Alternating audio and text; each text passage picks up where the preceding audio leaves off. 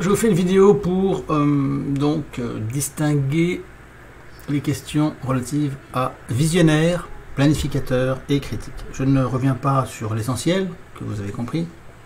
En revanche, je m'intéresse à la question comment les reconnaître, comment les distinguer. Alors tout d'abord, dans toutes les toutes petites organisations, rappelez-vous que chacun peut être tour à tour critique, visionnaire ou planificateur en fonction de son humeur, du sujet, etc.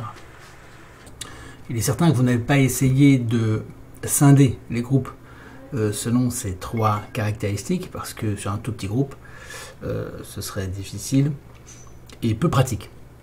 Donc vous commencez à établir ça quand vous commencez à avoir beaucoup de monde. Enfin, en tout cas, plus que, on va dire, 5-7 personnes.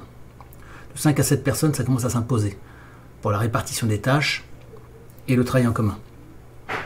En dessous, ça n'a pas de sens. Sachant qu'un bon groupe de travail, je l'avais dit, c'est entre 7 et 10 personnes. Les bons professionnels vont au-delà, mais ne travaillez pas avec 12 personnes, c'est trop. Un bon groupe de travail, c'est 3 à 10. Et à partir de 6-7, là, il faut vraiment mettre en place le système. Vous remarquerez d'ailleurs qu'il y a des sujets sur lesquels on est plus volontiers critique, a priori, que visionnaire ou planificateur. C'est assez courant. En général, quand on ne connaît pas très bien un sujet, on commence d'abord par être critique. Les planificateurs sont des gens qui connaissent bien les choses, par définition. Bon. Bref. Dans vos groupes, comment les repérer? Alors, d'abord, il y a ceux qui se reconnaissent aisément, les critiques qui critiquent, le visionnaire qui tout de suite vous dira, il y a plusieurs moyens de les reconnaître, mais il vous dira, j'ai une idée, moi je pense qu'il ne faudrait pas faire les choses comme ça, il me semble qu'on se fourvoie, on part dans la mauvaise direction, je verrais plutôt les choses de telle ou telle manière. C'est quelqu'un qui a une idée et qui ne l'exprime pas forcément. Il faut un petit peu aller chercher. Peux-tu nous partager ton idée? C'est une chose qu'on ne fait pas assez, d'ailleurs. Peux-tu nous partager ton idée, nous dire ce que tu en penses, même si elle te paraît farfelue? Ou même si tu crains qu'elle choque.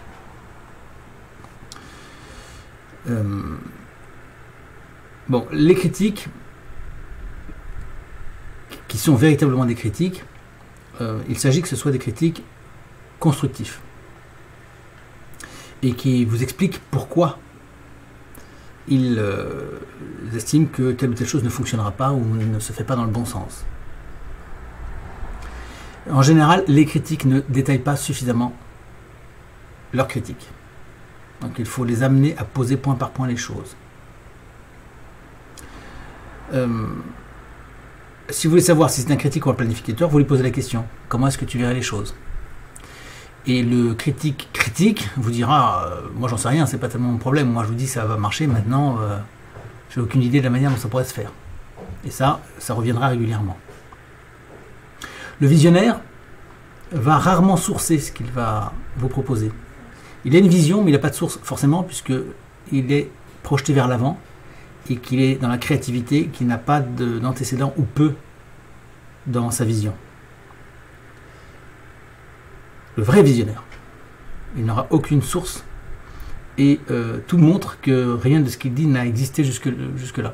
Donc souvent, c'est la cible des critiques qui disent non mais ça c'est du délire, on n'a jamais vu ça. Bah oui, bien sûr, puisque c'est de la vision. Donc si vous êtes quelqu'un qui ne se source pas, qui n'aime pas tellement se sourcer, va donner des sources, ça peut être un visionnaire. Il y a beaucoup de visionnaires qui s'ignorent d'ailleurs. Voilà. Ensuite, le planificateur, c'est quelqu'un qu'on reconnaît relativement aisément aussi, à force de le fréquenter. Il est capable de bosser, de se mettre aux choses, à savoir que les deux autres sont parfois des gens qui bossent très peu, visionnaires et critiques. Le planificateur, lui, c'est un bûcheur. Et il vous dira, ce planificateur, Écoutez, moi je ne sais pas exactement ce que vous voulez dire.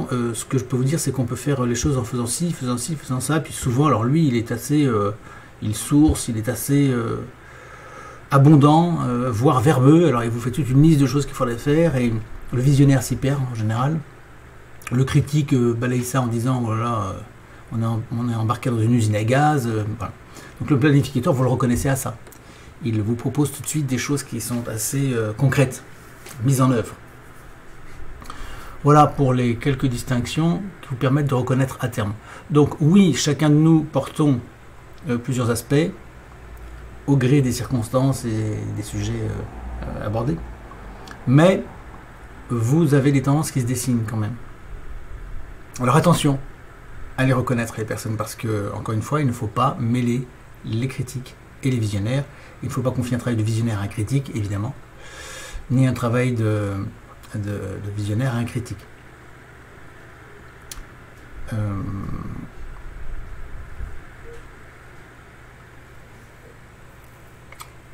Ça n'empêche pas que vous puissiez pousser les gens à comprendre les autres domaines en les incitant.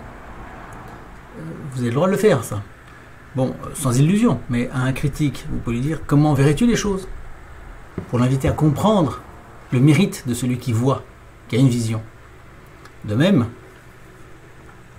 vous pouvez demander à un visionnaire de quelle manière est-ce que les choses ne marcheraient pas, pour l'habituer à parfois être un peu moins perché et un peu plus pragmatique. Il n'est pas rare que les visionnaires soient des gens assez pragmatiques d'ailleurs, parce que souvent les visionnaires sont des entrepreneurs, et les entrepreneurs font les choses et sont confrontés à des réalités. Donc ils ont un témoignage assez puissant, ils savent ce qui marche et ce qui ne marche pas forcément dans le détail, mais de manière générale. Ils ont tâté le terrain et voient comment les choses fonctionnent assez bien. Donc souvent les visionnaires sont pragmatiques, sont assez pragmatiques et savent faire des choses. Ils peuvent aussi, s'ils ont été entrepreneurs, être de bons critiques. Un entrepreneur est souvent quelqu'un qui réunit les trois. C'est pour ça que le monde de l'entreprise, la petite entreprise, est extrêmement riche. Moi, j'ai rencontré beaucoup de gens qui avaient un bon équilibre, qui avaient une vision, qui comprenaient bien pourquoi les choses ne marchaient pas et avaient l'habitude tous les jours de travailler, de mettre des choses en place, de créer de la richesse. Bon voilà, je ne sais pas si j'ai tout abordé, mais voici pour ce petit mot qu'on m'a réclamé. Bonne soirée.